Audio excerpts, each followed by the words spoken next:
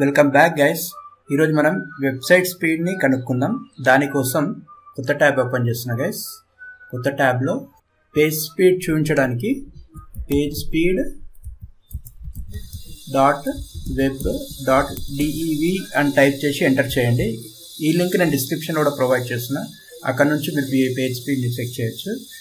Enter a web page URL అని చూపిస్తుంది. దీనికోసం నేను ఈ వెబ్సైట్ యొక్క స్పీడ్ కనుక్కుందాం అనుకుంటున్నా. ఇది కాపీ చేస్తున్నా, యూఆర్ఎల్ ఇక్కడ పేస్ట్ చేస్తున్నా. పేస్ట్ చేసి అనలైజ్ మీద క్లిక్ చేస్తున్నా.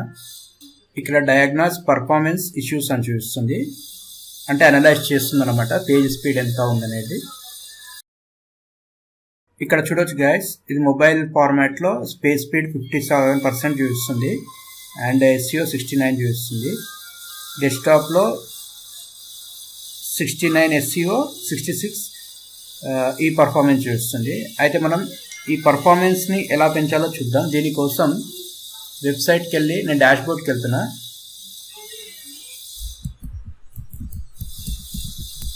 వెబ్సైట్ డాష్బోర్డ్కి వెళ్తున్నా.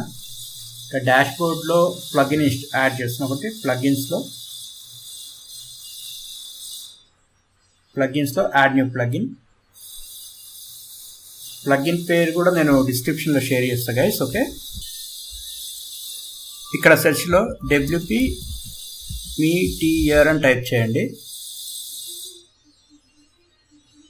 ఎస్, WP Meteor అంటే ఈ ప్లగిన్ గైస్. ఇది నేను డిస్క్రిప్షన్ కూడా షేర్ చేస్తా.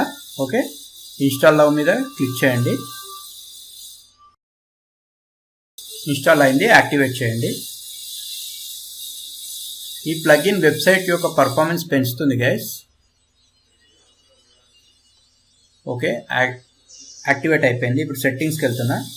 సెట్టింగ్స్కి వెళ్ళి ఈ సెట్టింగ్స్లో ఇది ఉంది కదా, 0 ఉంది. దీన్ని నేను ఇన్ఫైనైట్కి చేశాను, 0 to infinite చేశాను. చేసి సేవ్ మీద క్లిక్ చేస్తున్నా గైస్. చేశాను.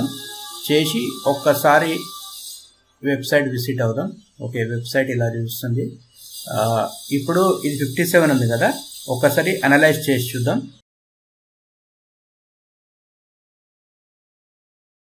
ఎస్ గైస్, ఇక్కడ చూడొచ్చు ఇంతకుముందు 57 ఉండే, ఇప్పుడు 83 అయింది గైస్.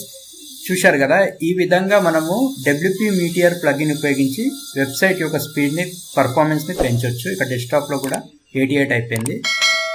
సో ఈ విధంగా మనం వెబ్సైట్ స్పీడ్ని పెంచుకోవచ్చు guys. Okay, thank you guys.